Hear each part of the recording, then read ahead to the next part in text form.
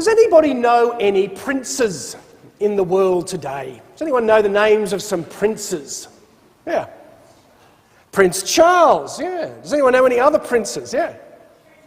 Prince Harry. What about over there? Prince George, yes. I didn't have another one. Prince William. Yeah, those are a few of them. Was there another one? There's lots of different princes out there. And there might even be fictional princes as well.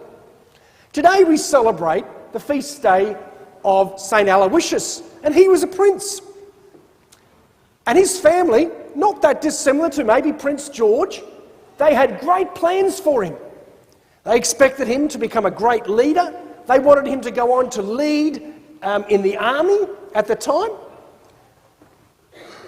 But little St. Aloysius, little Luigi, as he's known in some countries, he was thinking, God has a plan for me. And as a kid, he started to pray. He would come into the church, sometimes during Mass and sometimes at other times, and he would sit there and thinking, what does God want me to do? And he heard this gospel today and he says, I need to love God and to love other people with everything that I have. And he realised sitting in a nice palace with a nice house, with the best food, and then having a really good job in the army at that time where he would have become a general, he realised that mightn't have been God's plan for him. And he wanted to become a missionary, to go and tell others about Jesus Christ. And his father wasn't very happy because they had great plans for him. A little bit like perhaps what happened with Prince Harry. Prince Harry decided to get up and leave the royal family. He didn't want to be doing the work of the royal family anymore. He wanted to do his own thing. And that caused big problems. Some people know about this. But with St. Aloysius, his family was saying, you want to become a priest? No. What a waste of time. He said, no, but God wants me to love others. He wants me to bring goodness to our world, to far away places. And his hope was to go to India.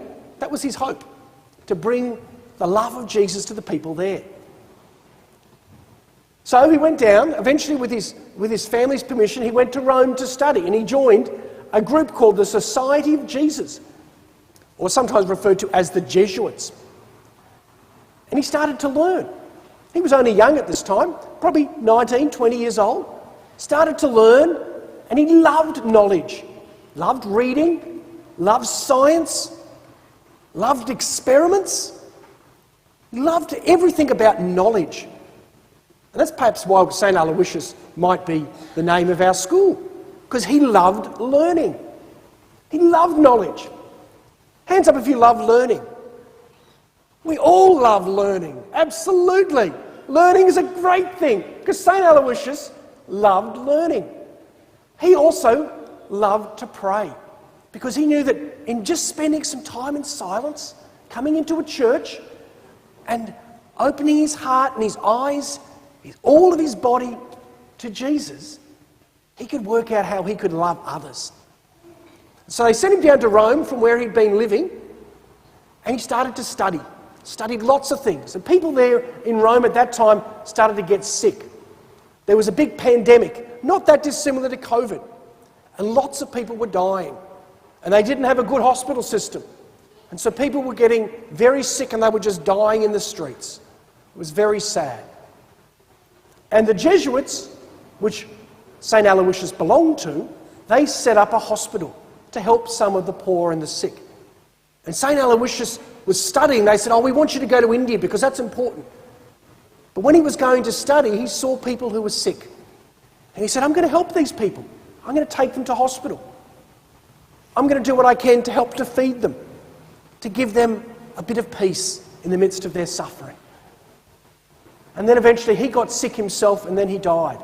And he was only very young, about 23 years old. He didn't end up becoming a priest. He never got to go to India to tell others about the love of God. But what he did is that he lived the love of God through his love for knowledge, through his love for God, through his prayer life, but then through his love for the poor and the sick, especially the sick. And we can do that as well. Each of you, the very young here, And then the not so young here, maybe our teachers, maybe people even like myself, we can learn from St. Aloysius, St. Luigi. We can grow in a practical love for God and then for others. So St. Aloysius is a great saint. He's considered one of the patrons of youth and young people. That might be another reason why our school's named St. Aloysius, because it reminds us that young people can be saints as well. You don't have to be old. Mary MacKillop, who's Australia's first saint, she was quite old at the end of her life. St. Aloysius, he was pretty young. Each of you can be saints if you want to love in the way of Jesus. To love Jesus, love God with all of our heart, all of our ability, all of our minds, and to love God with our hands to help those who need assistance. St. Aloysius could easily have said, I'm going to school and the person over there, well, that's their fault, they're sick. And he could have ignored them. But you know what he did? He went and helped. And we can do that as well. You can ignore people when they're sick. You can ignore people when they're hurting. You can ignore people when they're sad. Or you can say, I'm going to be Jesus to them. I'm going to be the hands of Jesus, the mouth of Jesus, the eyes of Jesus to the other people, to those who are suffering. That's what St. Aloysius did, and he's a great inspiration for us today. So today, on this feast day, the birthday, you could say, of our parish and of our school, let's see if we can be a little bit like St. Aloysius. Let's bring joy, let's bring a love for Jesus and a love for others into our school, and then maybe as we go home tonight, let's see if we can do that in our community as well.